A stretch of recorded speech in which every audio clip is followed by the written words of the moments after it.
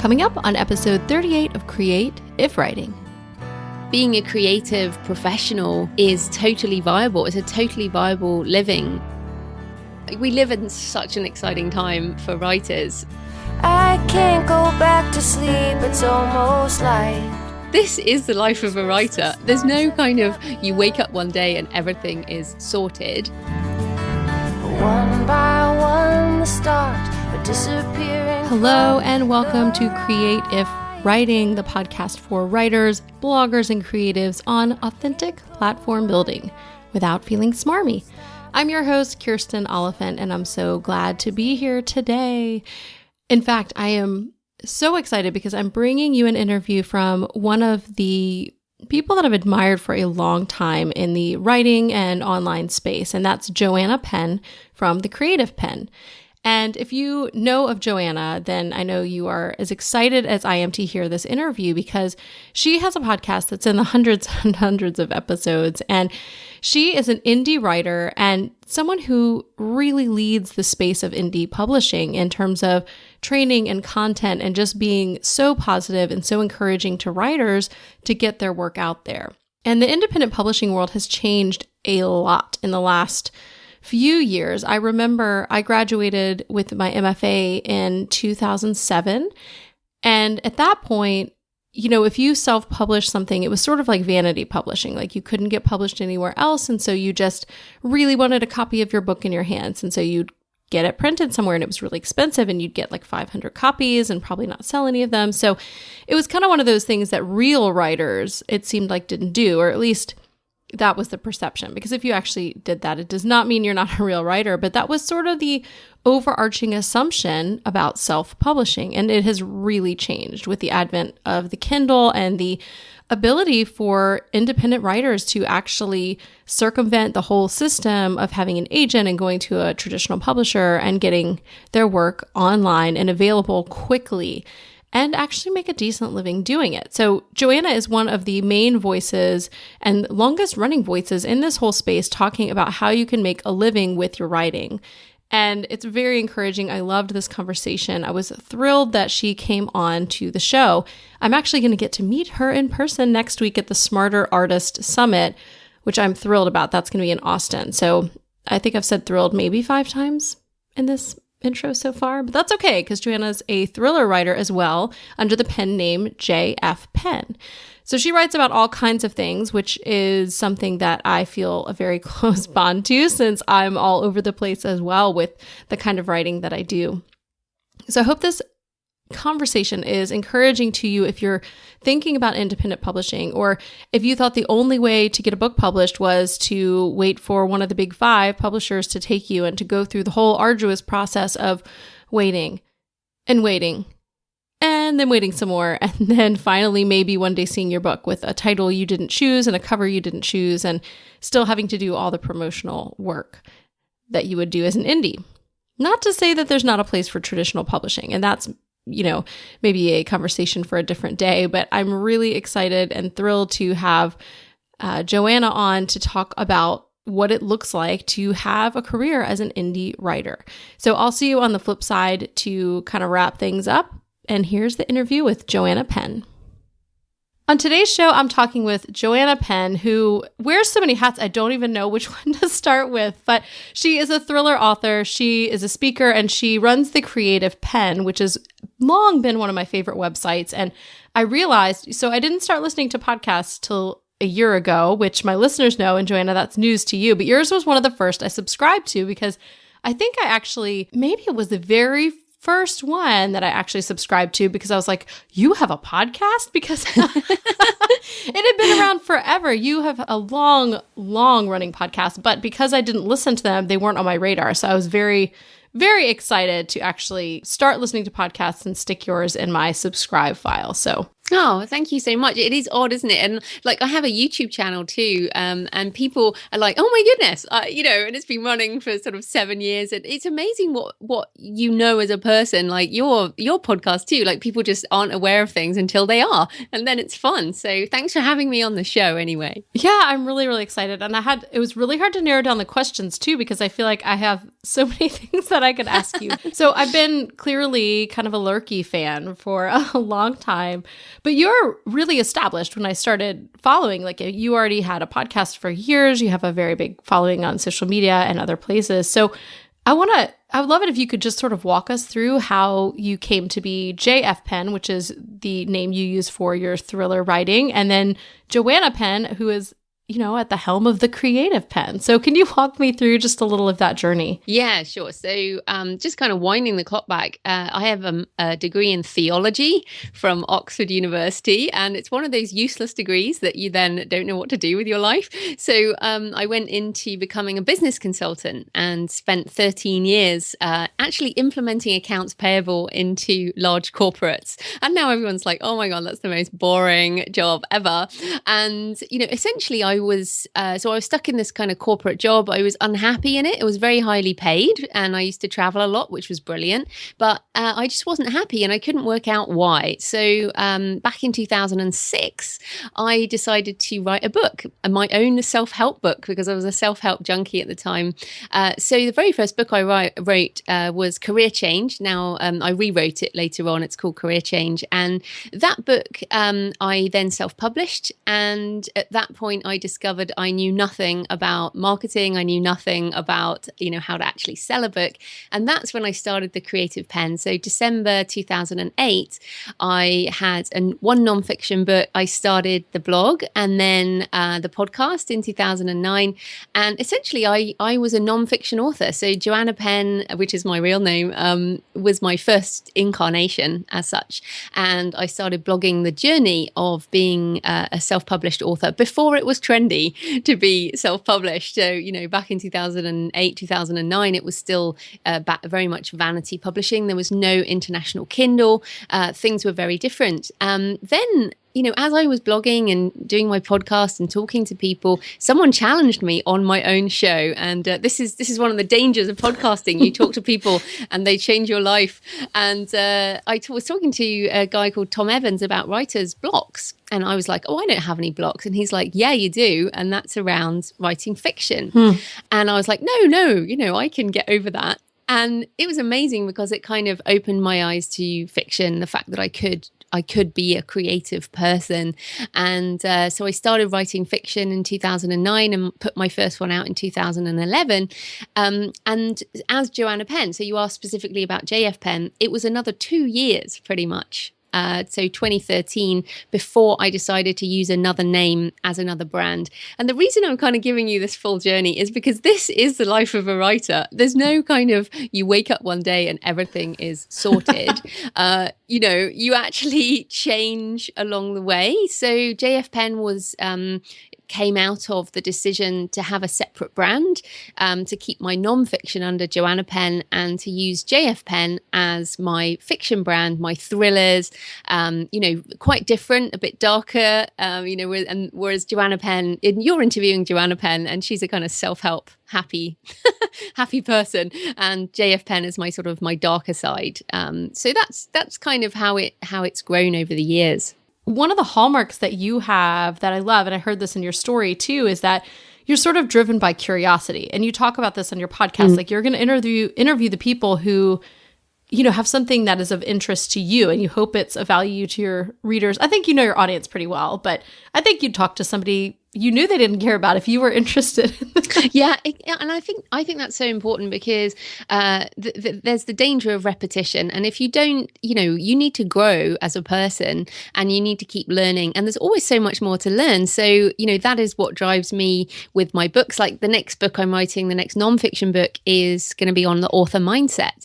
And that's mainly because I need to bed down what I think about the author mindset. And when I wrote Business for Authors, it was because I needed to understand how to structure a business as an author, so it's following your curiosity for both fiction and nonfiction is, I think, the most powerful sort of way to be able to keep your enthusiasm for what can turn out to be quite a long project or, difficult work at the end of the day. And that curiosity keeps me going, keeps me podcasting, keeps me doing this type of stuff.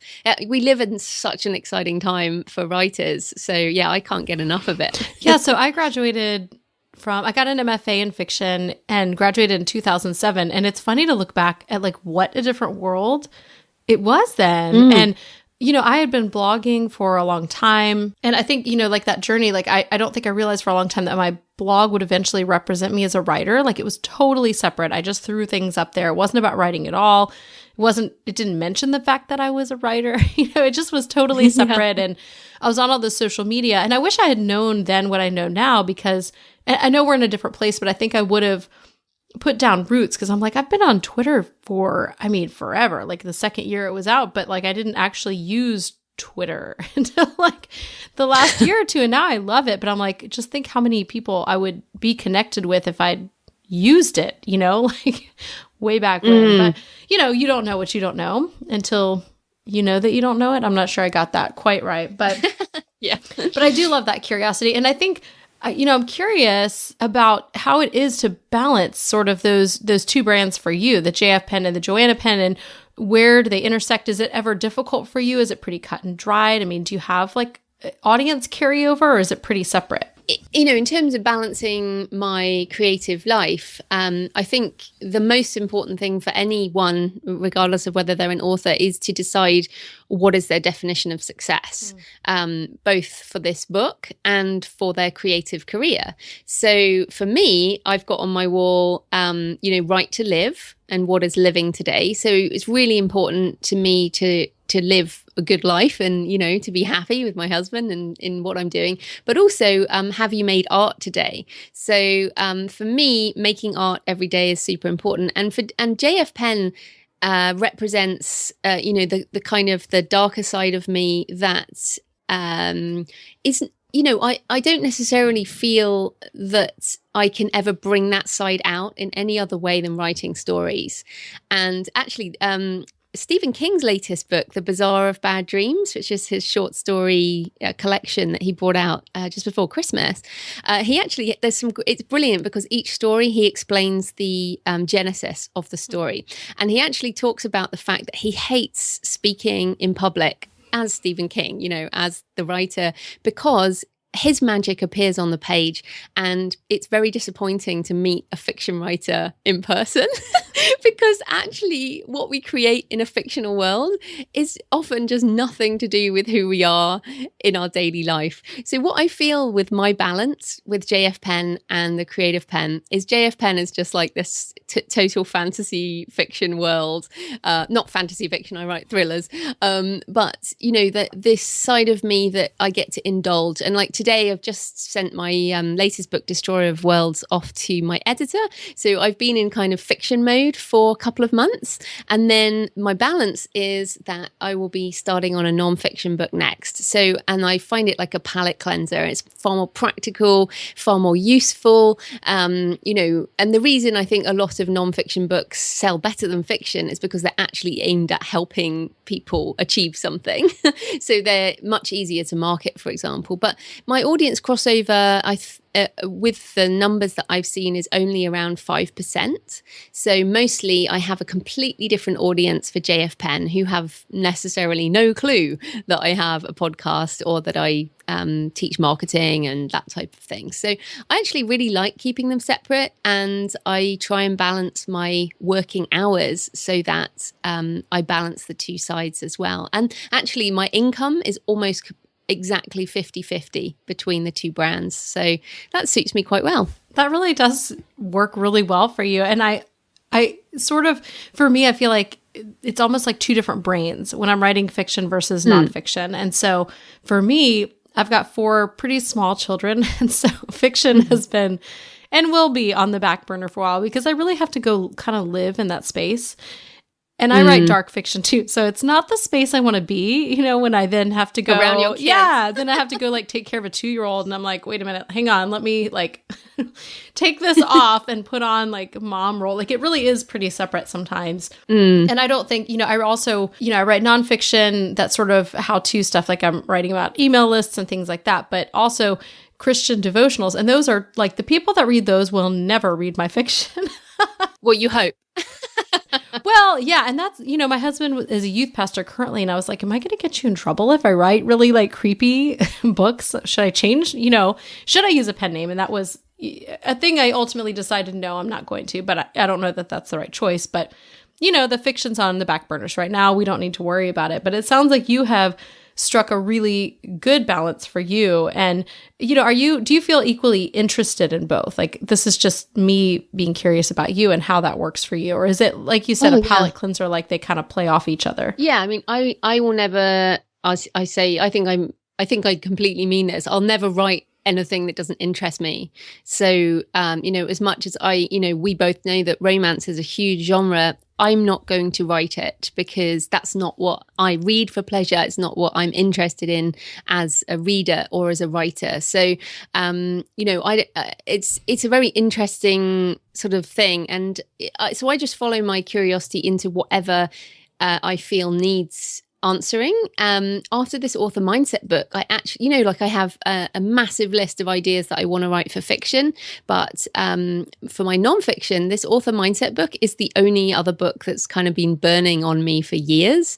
So it will be interesting after that's done, what I do with nonfiction. I do have some other ideas, but the brand becomes more settled. So Joanna Penn writes books for authors, really. Although saying that, I'm just bringing out an adult colouring book under Joanna Penn. So that's a kind of a different thing again. And hopefully some of my existing readers will like that type of thing. So I think there's no need to kind of hem ourselves in. But, with Christian devotionals, for example, you're never going to write an erotic horror. Let's hope not. That would be like a real split personality. That would be difficult. But I imagine that there are plenty of Christians writing erotica. But I bet you they do it under another name. So, or horror, for example. Probably so. Yeah, some people can be quite judgmental about horror. Whereas, personally, as someone who studied theology and grew up on Frank Peretti, and spiritual warfare, all my books are good versus evil. And I think actually the horror genre is ultimately good versus evil. Stephen King, that's kind of what it's about. So yeah, I think I like to manage both sides and I follow what I'm interested in. And I think I've always done that. What's been interesting in terms of my journey is a lot of people have gone straight past me in terms of income and profile and list size and things, probably because I have not been focused. And this is a good tip to people. Don't do what I say, don't do what I do. If you split your focus into two different brands, as I have done, you are always going to only be at 50% on both of those brands. Whereas if you go 100% into one thing, you're going to be far more successful. But that just wouldn't satisfy me because, I like doing both. Well, and I feel like the tip that I would add on to that, because I absolutely agree. And as someone who is split in a lot of ways, because I have a lot of things I'm interested in and I sort of go in all directions at the same time. And, there's a point at which I hear people say to me, well, you just really need to niche down.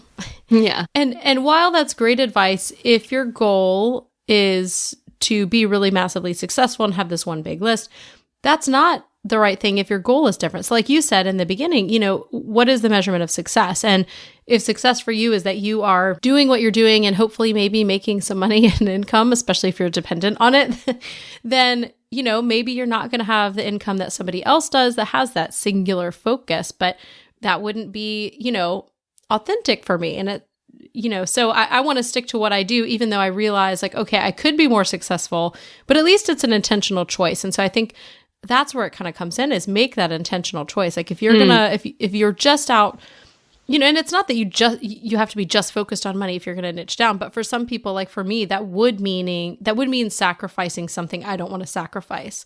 And that may look different for everybody, but again, going back to that why, why are you doing it? What is your measurement for success? So, niching down is awesome, being singularly focused, but if that's not authentic to you, you're not going to be happy, Yeah, in the long run. And there's no point in me creating a life that makes me miserable in the same way that my day job made me miserable for all those years. So that's what's important to me. It's doing things that I enjoy, as well as creating products that sell. And I'm 7 years now into this, and 4 years full time. So I do make a very good full-time income now after 7 years. But I often say to people, if you take any business after 7 years that's been running, and any business that's been running for 7 years should be decent. If you've made it that far, you've got enough products, you enjoy what you do, your business should be stable. So I think being a creative professional is totally viable. It's a totally viable living in this day and age, because we have, a global market, and we have so many ways to sell our creative work. So, I guess I do feel like this author mindset book will sell better out of the gate than, say, my latest novel. But over the years, that novel is going to earn more money, definitely, because stories don't age. So, I think balancing all of these things is the key to doing it. But at the end of the day, like I said as well, right to live, and what is living today? And for you, it's playing with your 2-year-old or something, whereas in 10 years' time or 15 years time, you're not going to be doing that. Yeah, hopefully not. Yeah, exactly. No more 2-year-olds in 10 years. We're going to move past that. Well, question then too, I'm really interested in authentic platform, and that's something I talk about a lot with my listeners and the readers of my blog, but kind of building that readership that is targeted for what you want, not just building the numbers. Because I feel like every day I open my email and there's some new thing like grow this by X amount of people today. And anyway, I won't even get into how I feel about those. But have you found that it's been easier or harder to sort of build that readership or the platform for one or the other? I know you said the income is kind of 50-50, but what about kind of building that audience? It's funny, and I go back and forwards on this. I think for nonfiction, it's very easy to build a list because you have to be in some way. We talked a bit about niche, but I mean, you do have to offer something that is targeted to somebody. So I have, the Author 2.0 blueprint, which I've been offering since 2009, and I rewrite it every 3 to 6 months. So it's been constantly updated over the last sort of 6 years. So it's very easy to do a nonfiction giveaway that people want to sign up for. And it's very easy to do an autoresponder series that is useful to people, telling them useful things. So I find being useful is very easy, but being entertaining and having people choose your fiction, I think, is very difficult. So I have found fiction, and I continue to find fiction much harder to market, much harder to build a list, much harder to find the people who like my work, mainly because I write cross genre. So for example, I do write what would be called religious thrillers, but I'm not Christian, so they're not they're not in the Christian categories. They're not Frank Peretti, even though I have demons and things like that. And I write, a lot of supernatural stuff, but it's not paranormal. It doesn't have vampires. And, so if you fall through the gaps in any of the genres, you're going to find it much harder. So I have found that more challenging. The other thing I'd say is it doesn't necessarily matter. I say matter. I think an email list for nonfiction, again, is very easy to leverage into selling products, affiliate sales, that type of thing, books. For fiction, I think about my own behavior as a reader. So I read a lot of books. I read 3 to 5 books a week. I'm just a voracious reader, and a lot of fiction, a lot of nonfiction. I don't sign up to any fiction writers' lists. Like, I know the fiction authors that I read, and also I shop for them on Kindle and find, and get recommendations and all of that. So when I think about my own behavior as a reader, I don't necessarily think it has to be based on email lists. And I think maybe we all get really hung up on that. Definitely. But there are other ways. And I think writing, the International Thriller Writers did a survey on this, and they found that for fiction, if a reader reads 3.4 of your books, so let's say between 3 and 4 books by an author, and they usually have to be in a series for the reader to get hooked. Then they will remember your name, but they won't even remember your name after one book. Wow. So depressing. It's depressing on one hand, but on the other hand, to me, the biggest key for making money with fiction is writing a series. And, I've just finished book 8 in my Arcane series. And, once people get hooked in a new series, they buy the lot of them. So that's probably the more valuable. I mean, obviously, we all need an email list, but it's more valuable to have a series of novels, I think. Well, and we're in such I feel like a binge listening, watching, reading kind of culture. I wonder how, definitely that's affected. I would imagine, especially for ebooks. Like, I don't typically go to a bookstore and binge buy because they're so expensive.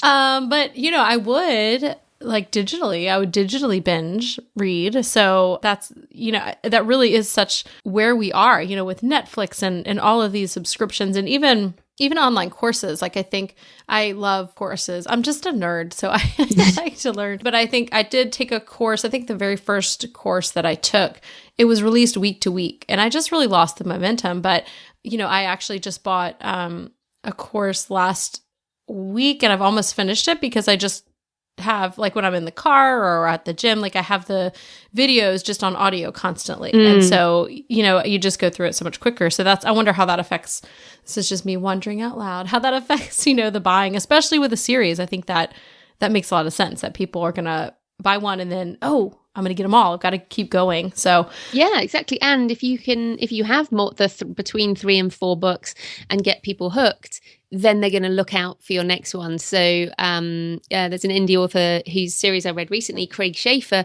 and I found one of his books. I bought the next one, bought the next one, and then I think he hadn't written book 5 at that point, and I was like, but now I know his name. And if he had only had one book, and I would have gone, oh yeah, that was great, I wouldn't have remembered. It's like the Girl on the Train. Like, everyone's heard of that title, but most people won't know her name. Because yeah, exactly. You go. I haven't actually read it yet, but it's on my list of things to read. But I know the name. Yeah, you know the name of the book, not the name of the author. Whereas if you think, who are your favorite authors over the long term, you remember the name of the author or the name of the character, not the name of the book. So, for example, I like Lee Child's Jack Reacher series. I couldn't tell you the name of any one of his 20 books. But I know the author's name and I know the character name. So this is the thing with fiction. I think it's so different. Whereas with nonfiction, people are like, oh, I want to, like, I'm, because I've been sick, as you know, I'm reading a load of books on immunity. So I'm reading right now, Super Immunity. I can't tell you the name of the author who wrote Super Immunity, but I'm sure some people are now going to go find that on Amazon because the title does what it says on the box, basically. So I really think that fiction and nonfiction are really different beasts, and you kind of have to treat them quite separately, both in writing and in marketing. Well, and I have a lot of people in my audience who are bloggers as well, because I feel like I really wear both hats. And so, and even in the blogging world, this is the same. Like, I have people, I love talking about email lists, and I have people emailing me and talking to me about this a lot. And it's so much easier to build a list as a blogger if you're blogging about how to blog. So, just like writers, like if you're writing on how to write, because you're filling a need and you're helping somebody, like you said, being very useful. Whereas the bloggers who, I have 2 blogs. I have one about writing where this podcast lives, that's creative writing. And then I have another that's just a lifestyle blog. And that list, I have already surpassed it in less than a year. And I grew that list for like 3 years because I just write. It's not, if you're not interested in kind of hearing about the day-to-day through my particular lens, then you're not going to want to be on my email list. And it's just, you have to be, I think, too, such a better writer if you're a blogger trying to grow that kind of list where you're just writing stuff like a newsletter. If you're not a really good writer, and even if you are, it's still harder because there's no urgency. Like, oh, I could read about this right now, or I could read, 5 ways to boost your immunity, sticking with that immunity topic.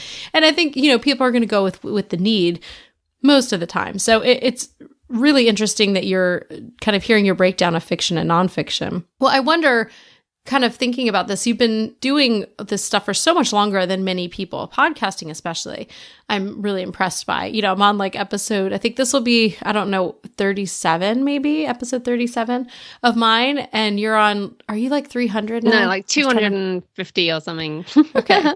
That's still insane. I always break it down in my mind. And you don't podcast every week. So I didn't used to, but here's another tip. So I just used to podcast ad hoc, like literally every couple of weeks, not even on the same day. And then I almost gave up the podcast last year because it takes a lot of work. As you know, podcasting takes time. And but I decided to double down and I moved to a weekly show. So I do now podcast weekly on a Monday. And I started a Patreon, creator page for sponsorship. And I really decided to take it seriously, whereas before it had kind of been just for fun. And that's been great. And so now doing it regularly on a Monday morning has really supercharged the audience and has meant that I'm making really decent money out of my podcast, which, considering, as you said, I started it in 2009 and it's pretty much, a couple of hundred episodes of not making me money. And that was never really the point. But I think it's interesting that, again, once you have a regular thing where you become a habit, like if you can become a habit, then people will follow you until the end of time, essentially. And that's what's happened with the podcast. And I think that same thing can happen with a fiction series. So I know some of the very best authors out there who are, the top indies are brilliant about setting up all their pre-orders like a year in advance so people know that they're going to get their fix on a certain day. I'm not that organized.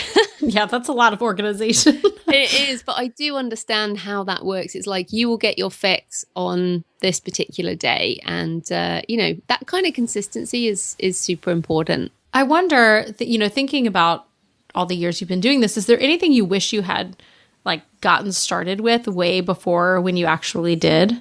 Probably paid promotion.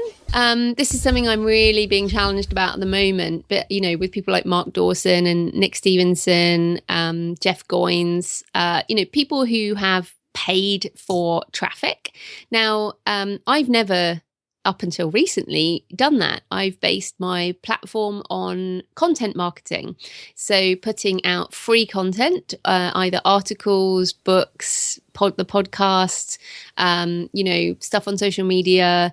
I've used my time and not my money to drive the business. And I've grown really organically. Well, essentially, I have grown organically over 7 years. But what I've seen with the people who've kind of come out of nowhere, seemingly, is that they have used paid traffic to supercharge their launches and their growth, so their email growth and this. So things like Facebook advertising and Twitter, and we use BookBub as authors. That's one example of paid advertising, but actually being consistent and using it with a strategy is something that I've not been very good at, partly because we all have issues around marketing and not wanting to be pushy or whatever, but I can see that the efficacy of paid traffic is a really important part of the business. So that's my focus at the moment, is continuing with all my organic things that I have been doing, like my YouTube channel and my podcast and the blog and social media. I'm continuing to do exactly as I have done for years, but I'm adding on paid traffic like Facebook ads and Twitter ads, and looking at some other options as well to grow both my list and also my book sales. So this is kind of a new thing for me. I hear so many people talking about Facebook ads, and I have used them but not seen a lot of results. But I think that seems to be the general kind of... Yeah, that's what happens at the beginning. Yeah. This is the problem. It takes, it takes testing in the same way that, say, blogging or podcasting takes testing. You don't start a podcast and day one have thousands of of listeners. You don't start a blog and are miraculously the best blogger in the world. I think in the same way with paid advertising, you actually have to learn to use the platform, and then you actually have to find your audience through and learn the ins and outs of the platform. The difference is that you're paying money, so most people kind of give up too soon, I think. So it is definitely a more advanced strategy because you have to have a budget to put into it. But if you look at some of the biggest, like Meredith Wild recently, who did, both her own hacker series, and now she's doing the Calendar Girl series, huge sales. I think they had 7 books or something in the New York Times list all in 1 week, all based on growing through Facebook advertising. So it's definitely possible to learn how to do this stuff. But of course, for many of us, it's a bit of a turn off.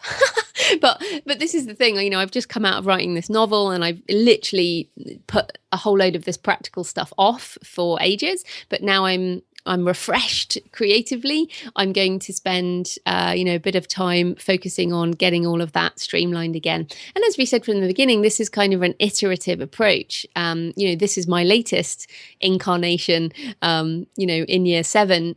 Whereas if people are just starting out, then it's probably not something to be doing. Well, and I just found this resource like last week.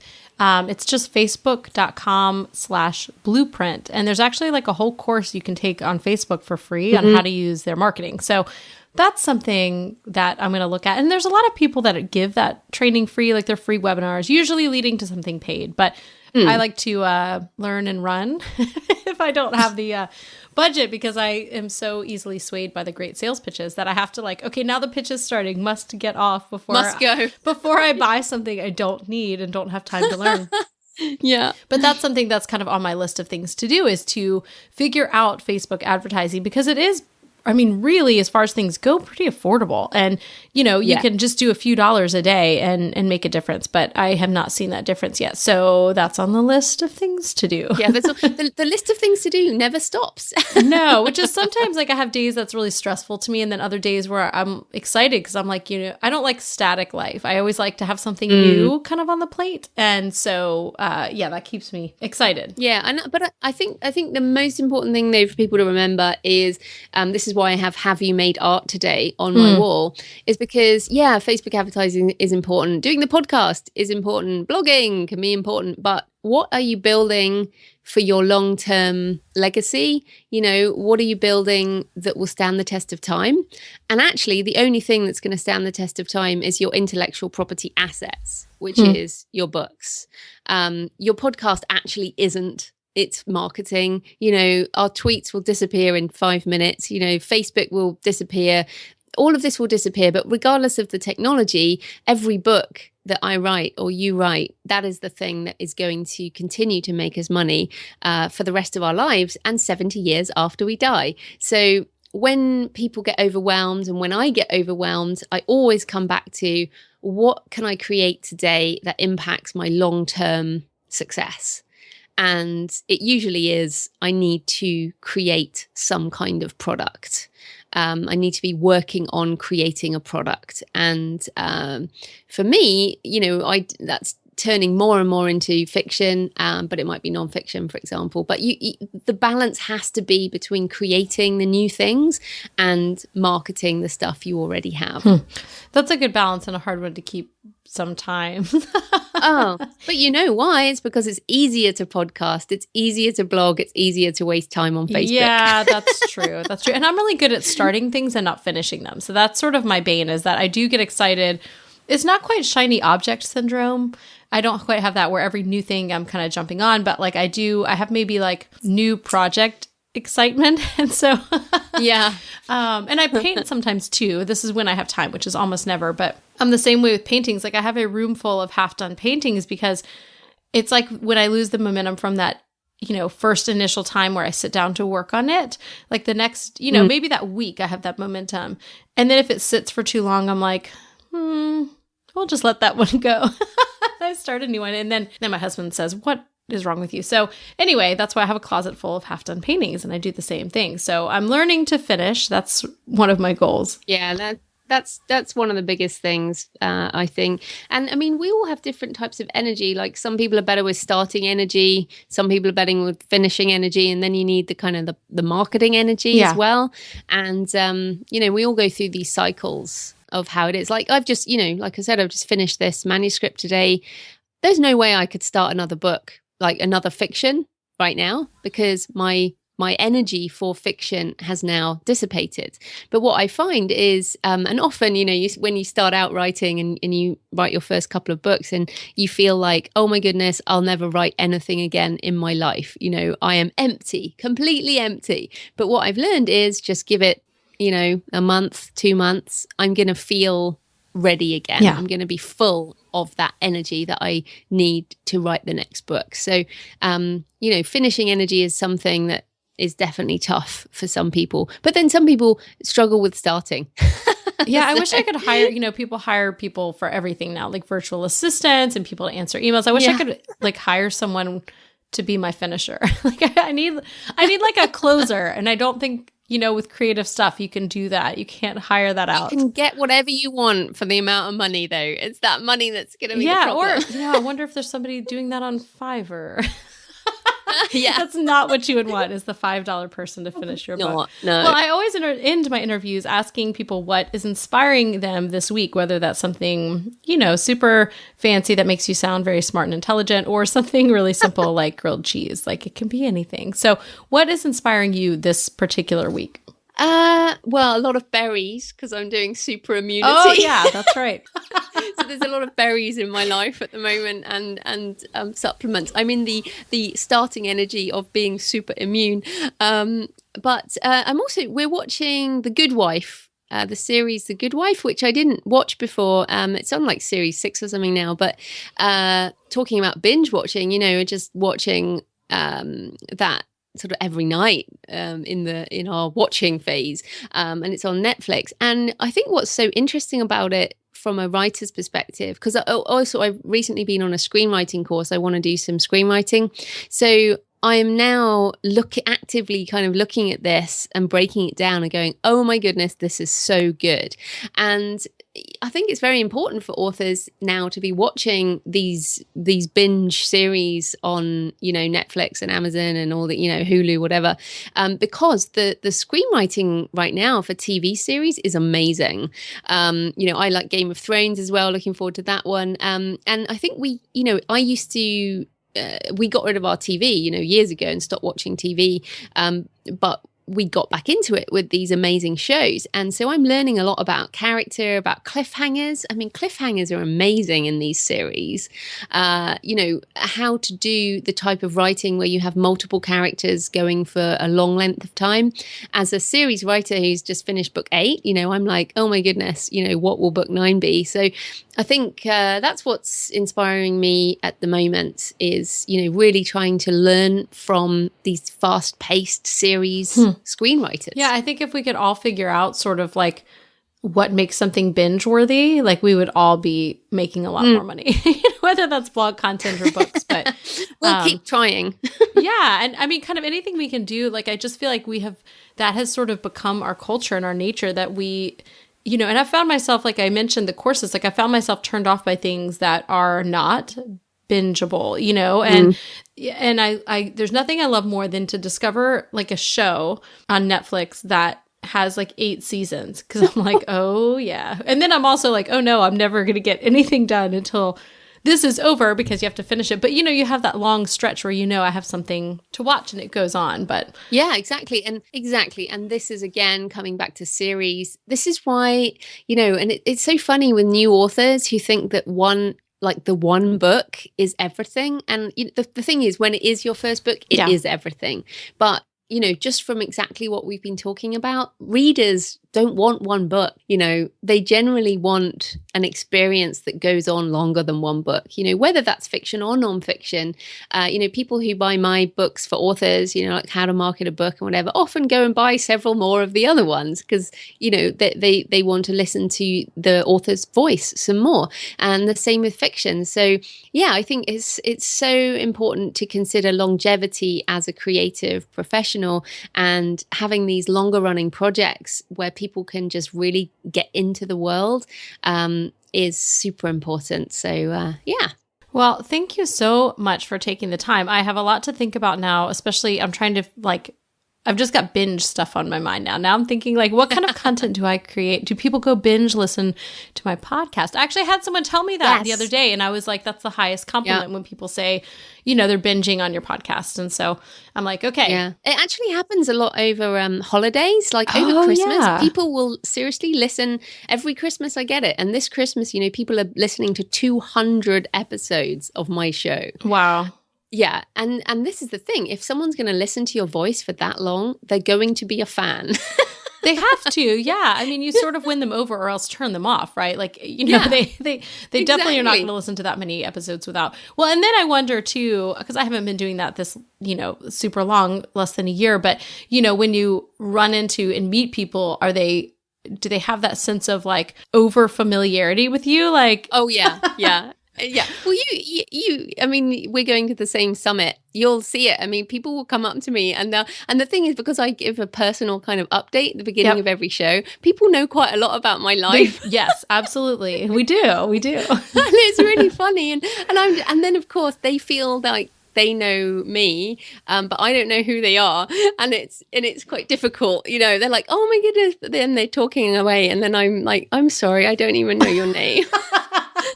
And then you feel really bad. But, I think it's wonderful. Podcasting is amazing. And, people listening, it's hard work to have a podcast. But I think it's been one of the most rewarding things for me. And as a chronic introvert who, finds it hard to get on the phone, it's been important for my self-development. Well, I'm glad you have a podcast. And I definitely will be leaving links to some of my favorite episodes in the show notes and places where people can find you. And I've never watched your YouTube channel. Do you do all of your interviews then on video as well, for your podcast? Oh, yeah. I may start doing that. But I like, being in my pajamas. So let's keep it real. I'm in pajamas. It is a bit of a pain. Yeah, you do have to wear makeup. But at least I could just, I could wear pajama bottoms and then have a top that's normal. So I may be able to pull this off. We'll see. Well, I will be meeting you at the Smarter Artist Summit next month, and I will be sure to have an appropriate level of response. So I know who you are now. Yeah. Well, and now we've actually talked, so I feel a little more, but I will, restrain myself to remembering that we do not actually know each other. But it will be great to meet you, and I really do appreciate you taking the time to talk to me on the podcast today. Oh, no worries. And people can find my site at thecreativepenn.com, pen with a double N, and on Twitter at thecreativepenn. That's the best place to ask me any questions. Okay, so are you feeling encouraged about the state of publishing? I love the optimism and excitement that Joanna has and brings to the table in terms of this space and what is possible these days. It just gets me really fired up and excited to be doing things on my own. And I actually will be releasing a book in the next few weeks, and I don't have a date. I should have it up on Amazon for pre-launch here in the next couple days, but it's Email Lists Made Easy for Writers and Bloggers. And that's going to be exactly what it sounds like. I decided to go with a title that just says it all. So it's going to be kind of a culmination of a lot of the things that I've taught on email, if you've ever heard my live trainings, but going a little bit deeper. And compared to my Own Your List course, it doesn't have the tech training or some of the capabilities that you just have when you're able to do a video course, but it's going to have a lot of information, and I'm really, really excited about it. So if you're wanting to grow your list, in addition to the free email course, which is just freeemailcourse.com, you can snag very soon Email Lists Made Easy for Writers and Bloggers. And it's really exciting that in this world of independent publishing, you can just do that. You can write a book and then say, I'm putting it up tomorrow for sale, and you do it. Now, there's a lot of tech things that stand between you and getting your book out there. But anyway, that's a whole other conversation. So I'm really thankful to Joanna, and you can find her at the Creative Penn with a n.com. And I'm going to be leaving links to everything Joanna in the show notes so you can connect with her on Twitter and her YouTube channel, which I really didn't even know about, like we talked about, and listen to her podcast because it's fantastic. So you can find the show notes at creativewriting.com/038 for episode 38. And if you are not a part of my community already, my community lives on Facebook, which is kind of where everybody lives these days. And you can find more about that at creativewriting.com/community. Or if you want to get weekly updates with great links and information about my live training workshops that I host monthly, you can find that at creativewriting.com/subscribe.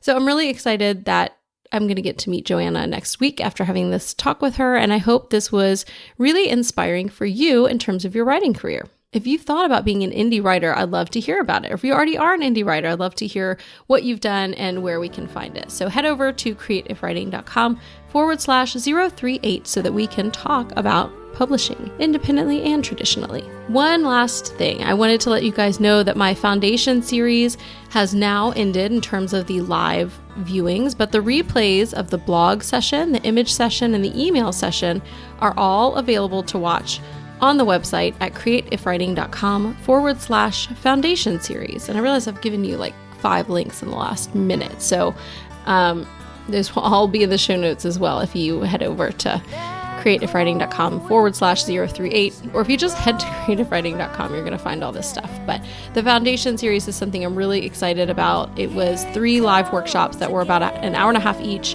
and I'm actually adding a social media piece and a workbook, and I'm going to be packaging it as a mini course that's going to be available for $49. And the replays are free for now until next Tuesday, the 29th of March at 11:59 p.m. The videos have been watched hundreds of times, which is kind of awesome. I'm going to wrap up. A big thank you, as always, to Jasmine Commerce for the music in this episode. You can find her at jasminecommercemusic.com. Thank you so much for listening, and I hope you have an inspired week.